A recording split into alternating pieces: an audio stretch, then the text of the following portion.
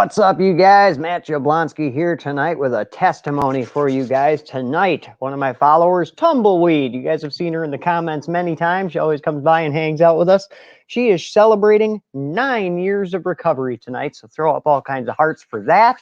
Welcome some people to the feed. Make sure you share this out, like this video, love this video, all that good stuff. Dresden, good evening, brother. Brandy, how are you doing? Tina Hernandez, hello. Chris Rubino, good to see you. Livy, thanks for joining me. Emma Guthrie is here. What's up, Emma? How are you? Bonnie Blades, good to see you. Brandy Conklin's here. How you doing, Brandy? Thank you guys all for being here. I'm excited to have Tumbleweed on here tonight and share her story with us. She's been following the page for quite a long time. Super excited for her for 9 years of recovery and to hear everything she's been through tonight.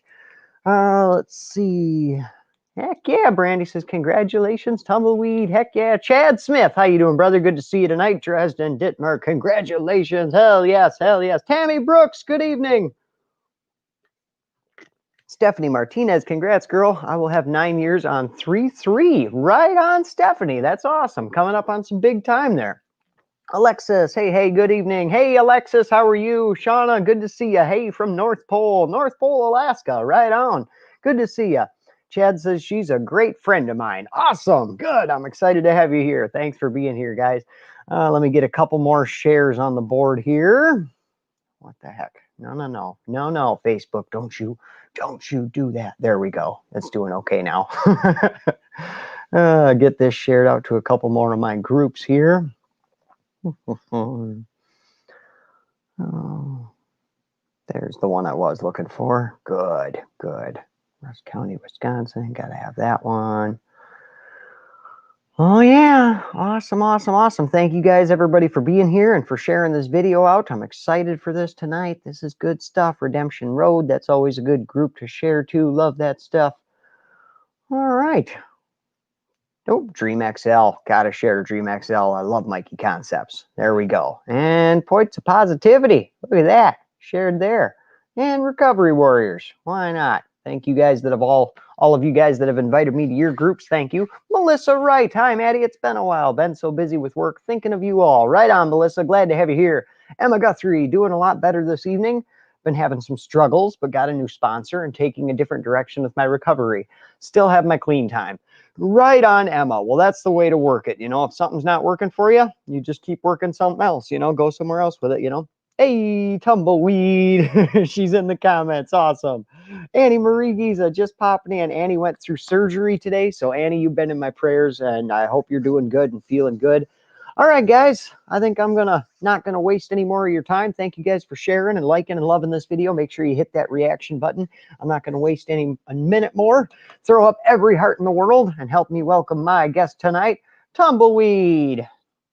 There she is. How you doing? Hi, guys. Good to have you on here. How you doing celebrating your 9 years tonight? Good. Good. Very, very to the point answer. I like that. So why don't you start out, just tell us a little bit about yourself, where you're from, stuff like that. Well, Tumbleweed is not my name. My real name is actually Moriah, like Mariah Carey, but it's not spelled the same. It's different on Facebook due to the job field I'm in. It was suggested that I don't have my real name actually out there, like on social media accounts. I originally, first 10 or 11 years, grew up in Philadelphia. And then we moved to a very rural area in northeastern Pennsylvania, really close to the New York border. And that's where I've kind of floated around in the same county until I'm here now. So you actually went through your addiction in the area that you recovered to? Yeah, it was all done right here in this county. Oh, okay. Awesome.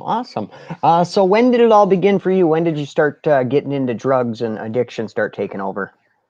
I went through 6 years of abuse from 6 to 12. And when the abuse stopped, I turned to opiates and alcohol at 12 years old. From what I can remember, it was stealing prescription pills from my parents and my best friend's parents at the time, kind of thing. And then it just kind of escalated to booze, drinking more often than any 12-year-old should. Or 14 or 15-year-old kind of thing. Yeah. Kind of like you, Maddie, in the sense that somebody introduced me at 18 to cannabis.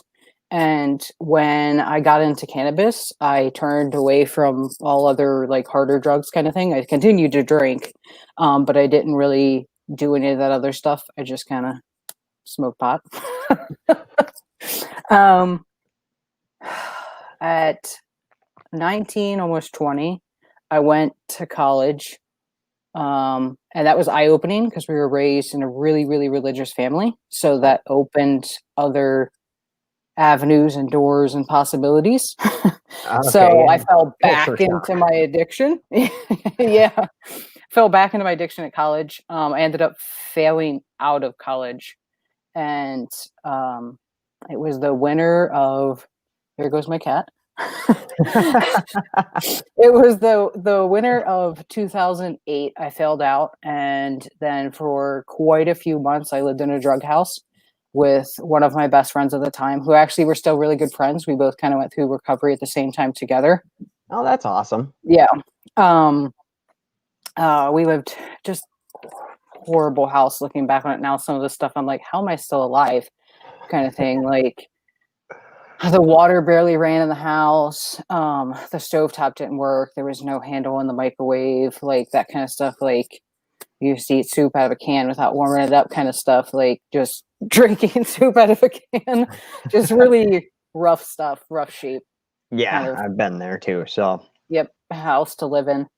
I went to my parents' house during this period, I remember, and they were at church. And when they came home, I was like, I don't think I was high at the time. I think I was going through withdrawal on their living room floor. And I remember them being like, what's wrong with you? Blah, blah, blah. And I just kind of played it off like, oh, I just don't feel good. I'm sick kind of thing. I crashed with them for a couple of days. And then I kind of just kept bouncing from like family member and then back to that drug house over and over again. Like all my stuff was there kind of thing. I moved in with my sister for a short period of time. And then the same similar happened on her floor too. I remember my older brother, one of my older brothers and one of my older sisters kind of thing. We were like, what's wrong with you? Now, what do we do kind of thing? And I think I partially went through detox on the floor, if I'm being honest. Like I probably should have died on the floor. But kind of had a falling out with the majority of my family. Dropped off the face of the earth for a couple months. I was homeless. I bounced around. Chad, this in the comments. I actually stayed with him for a while, crashed at his house off and on kind of thing. He didn't know all of this until years later, that I was like a drug addict, until years later at that period of time when he knew me. Oh, okay. Yeah. So around this time is probably this before picture that you sent me here. Yes. Okay, let me see if I can get that to come up. There it is. There's the before picture. That's the person who used to be there. Yep. So around what year was that? 2009, 2010. Okay. Yep. Okay.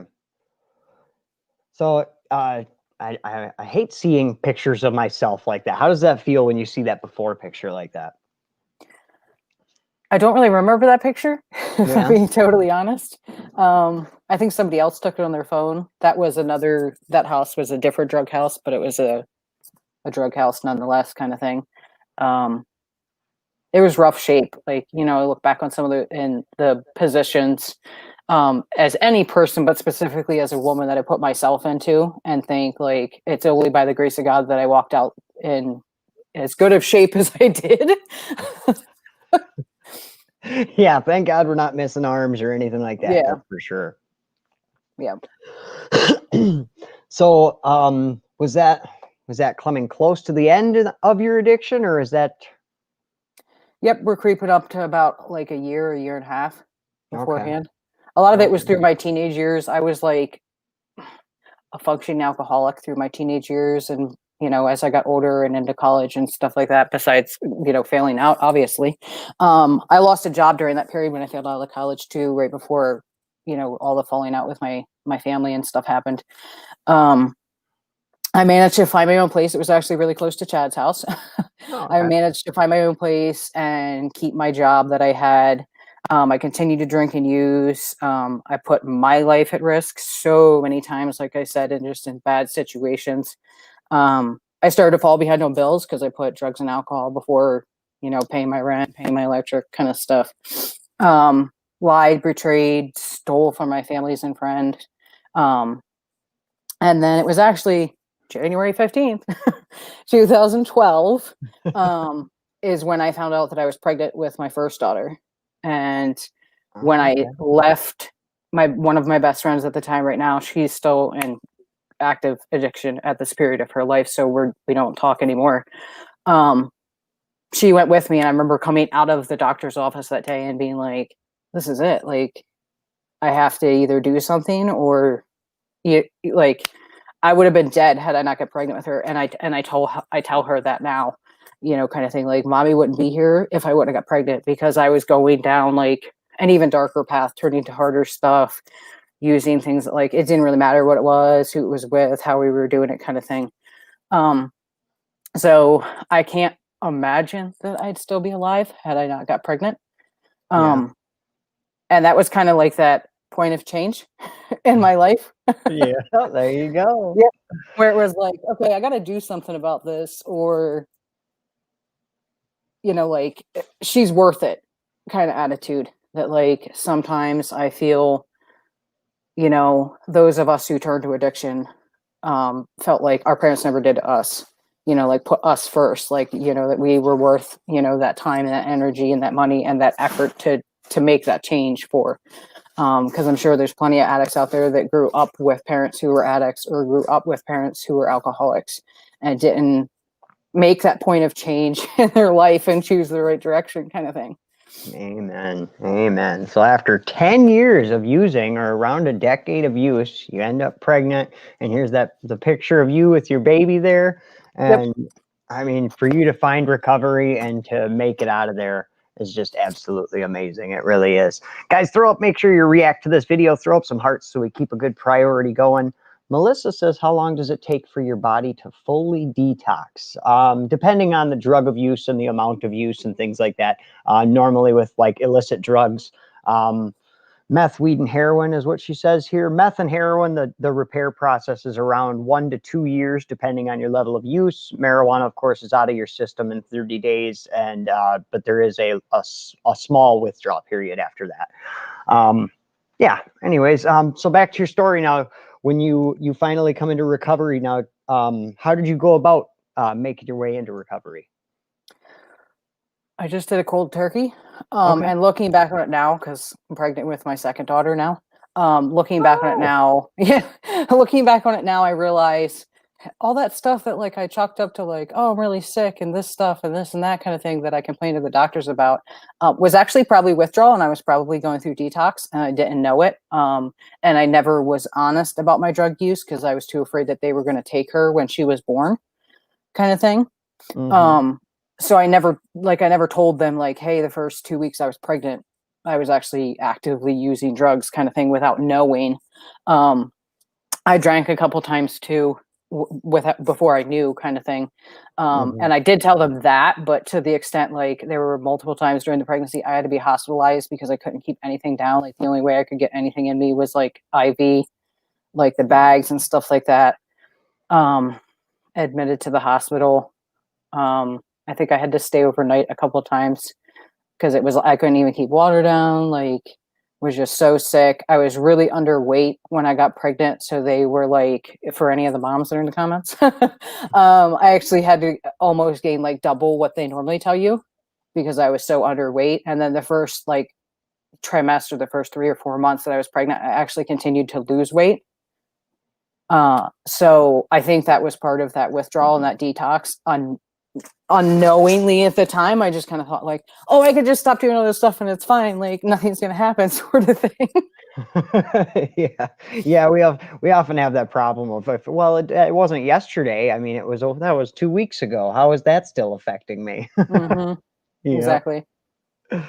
So let's see. We got this next picture here of you in a graduation cap. When is that from? That one is actually from my master's, so that is in 2019. Oh, okay. So Um, that's pretty recent. yeah, that's pretty recent. That was when I graduated with my first master's, and there's my daughter. How old is she Um, now? she's 8.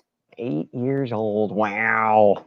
Yep, and I remember, funny enough, my mom and I butt heads when I got pregnant because I came from a religious family. I wasn't married, and I remember she called me one day on the phone and she said that she heard a song on the radio that was about hope. And so she said, like, no matter if you can see it or not, no matter if it's there, kind of thing, like hope is always there. And I was like, oh snap! Like I'm I'm gonna I'm gonna use that. And so that's actually my daughter's name is Hope, and I actually have it tattooed on my back because even if I can't see it, it's still there. Oh, I love those little deep meanings Yep. behind tattoos. I love Yeah. that.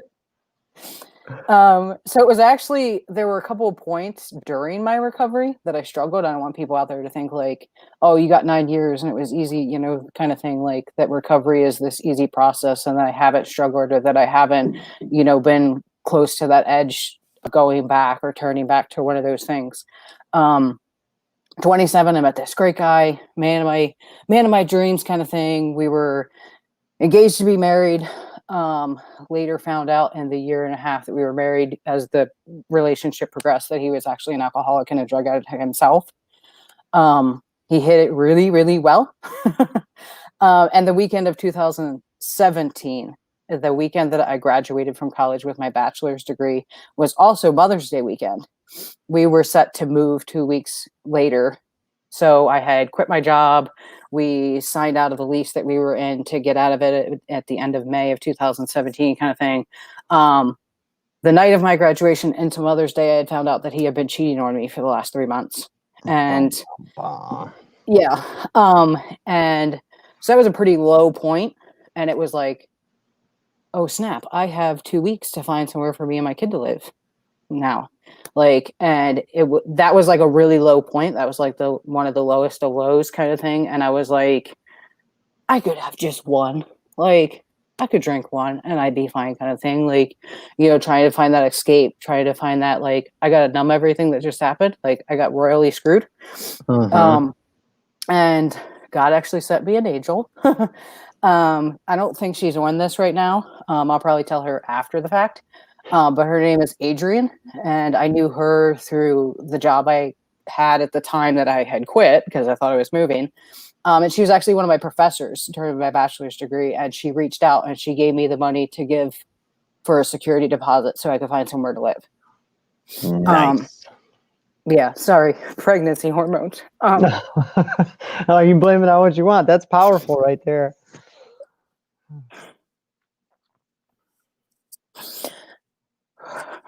It wasn't the greatest place, but it was somewhere. Amen. And that probably kept me out of addiction. So looking back on that, that was God, that sent that person there into my life. Amen. Amen. Those moments that we got, that somebody's there in those crucial moments, it's so important, and there's no coincidence to it. That's real stuff right there. Definitely. Yep. Sorry. Oh, no apology needed. Disclaimer, like, I'm 7 months pregnant. I'm probably gonna cry. Just saying. It was 2018 then, so like I worked really hard at the job that I got after that fact. That's when I got in the mental health field, was after I got my bachelor's degree, and after that happened, and almost hit rock bottom again. Didn't, thank God. But I actually reconnected with my high school sweetheart at the beginning of 2018. Oh, okay. And we started dating, and slowly things kind of got serious. They progressed.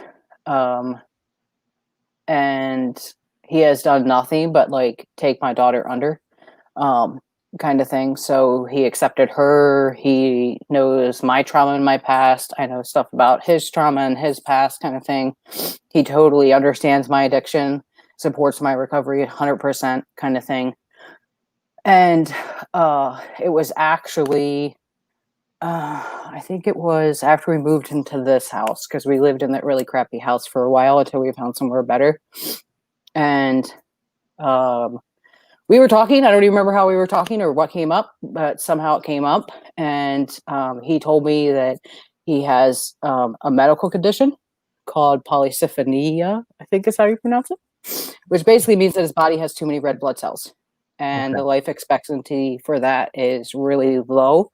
Like 30 years is the life expectancy for somebody who has this. Oh, wow.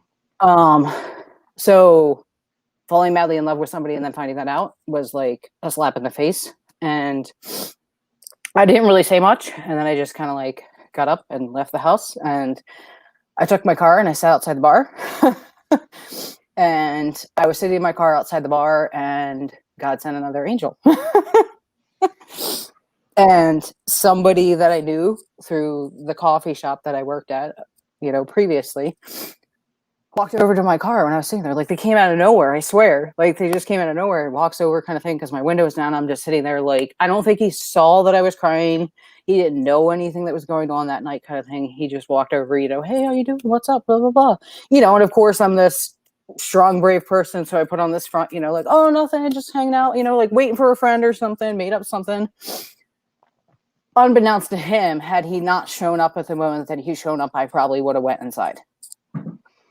And so after he walked away, I was like, okay, God, I hear you. I know what you're doing. So it was like, okay, back my car out, go back home kind of thing. He's still alive. So luckily that point hasn't hit yet. I haven't had to go through that point of my life. But as of right now, his condition is under control per what the doctors are telling him. Awesome. So that was kind of another point where things probably could have gone downhill really quickly. Especially with alcohol, because I see myself struggling with, over the years that I've struggled with, wanting to turn to alcohol quicker than drugs because it's easier to get alcohol kind of thing. At least now that I've been like out of that world for so long, like I don't know the people to go to. I don't know how to get the stuff. Whereas alcohol, I can go to any local gas station and get it. So it always seems like it's easier to get that. People don't frown upon it, that kind of stuff. And basically from then on, it was like I just kind of put my head down and just push through every other. But I think those are the two biggest points in my life that was like during my recovery where I was like, well, snap, like if God wouldn't have sent those people, I probably would have fell back into addiction. Right on. Amen. Yep. Thank God for those angels in those moments. Yep. That's huge stuff. That's huge stuff. So with your boyfriend's health condition there, the doctor says he's healthy, and I imagine he is keeping a healthy lifestyle and doing good. Oh yeah. Well, I push him to. Yeah. I am his Caitlin. That's a good thing to have. Everybody should have a Caitlin. So what would you say, you listed quite a few awesome things there, but what would you say has been your biggest accomplishment in your 9 years of recovery as of today? Oh, that's a big one.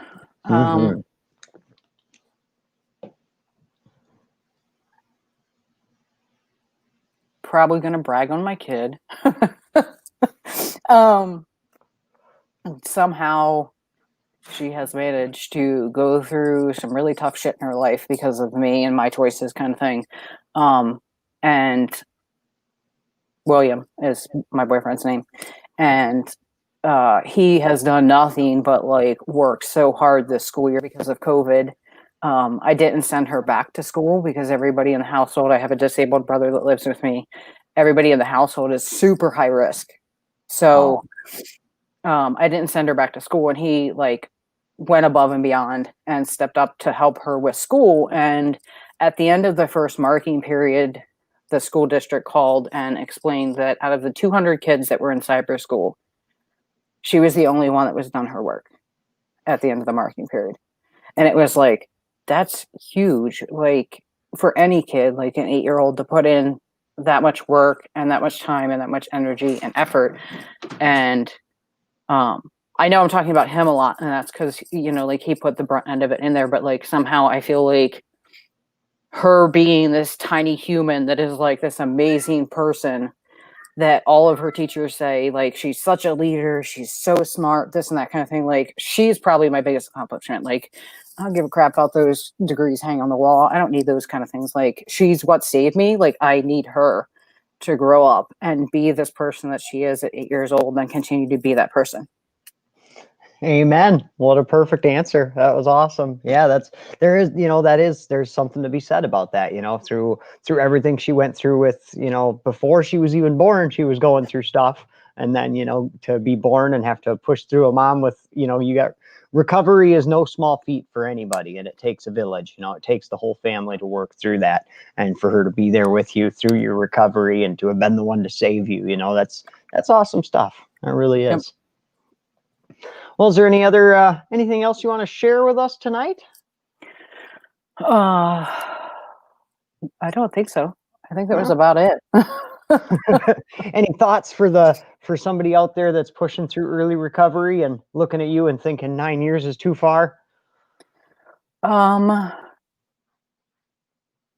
can look back on it now at 9 years, or even last year, was it 8 years kind of thing. I know right now it seems like, oh my God, I'm never going to get through this. Like, this is so hard. Or something happens in your life and you think, like, I can't get through this. I'm never going to make it through. Like, I got to turn back. I got to, go get that or go drink that kind of thing. And you have that feeling kind of thing. Like, if I can make it through, anybody can make it through. Like, you can get to the same point that I'm at. Like, and then you're going to look back on it and be like, snap, some of those months, some of those days, some of those hours that I was struggling were totally worth it when you get out. Like, I don't want to say on the other side, because there's no guarantee that tomorrow, kind of thing. Recovery is a process, and it's an everyday process. It's an everyday choice. It's a decision that you have to consciously make every day. And so to go in with the right mindset and think about, like, future, like, I'm going to do this. And a saying actually that my dad's dad taught him, that I know, that has been included in every speech I've ever given for anything. So of course I have to say it now. So my advice to them would be, when life kicks you, let it kick you forward. Wow, that's nice. I like that. That's really cool. And that's a quote from your dad's dad? Yep. That's awesome. I like that. When life kicks you, let it kick you forward. That's awesome stuff. So I forgot to ask you, are you working like a recovery program or anything, or doing DIY, or? Just you. Just me. Just a point of changer, huh? Nice. All right. We call that DIY recovery right there. And, it works if you work it. That might be a statement that they say in the programs, but even if you're not working a program, as long as you're putting the right foot forward and doing the next right thing, that's what it's all about right there. Yep. Definitely. Exactly. Definitely. All right, dear. Well, I'm going to let you get out of here. Thanks for coming and hanging out with us and sharing your story with us. Thanks for having me. Hey, no problem. And congratulations on 9 years today. That's awesome. Thanks. Yep. So happy to have you on here and sharing with us. So happy that you've been following me for this long now, and to have you as a supporter and everything else you're doing for me. That's great. I love having you on my team, dear. So, well, thanks for coming by and sharing with us. I hope you have a beautiful night. I'm going to let you get out of here. All right. Thanks. Yep. Bye, Tumbleweed. Well, there you have it, guys. Moriah Tumbleweed Seiders coming to share with us and tell us, her piece of advice and giving us her story of addiction and recovery. I got Caitlin's dog right here is what I'm up to, just so you can see this thing in my lap. This is what I've been dealing with the whole time. He keeps pushing into me. All right. Well, thank you guys for coming and hanging out. Make sure you share this video out. Somebody out there might need to catch the replay, and this might help somebody out there hearing this. So make sure you share this out, like and love the video if you haven't yet. And I will see you guys tomorrow morning at 10 a.m. Thanks for hanging out with us, everybody. Enjoy the rest of your evening. Until I see you tomorrow, stay happy, stay healthy, and stay clean.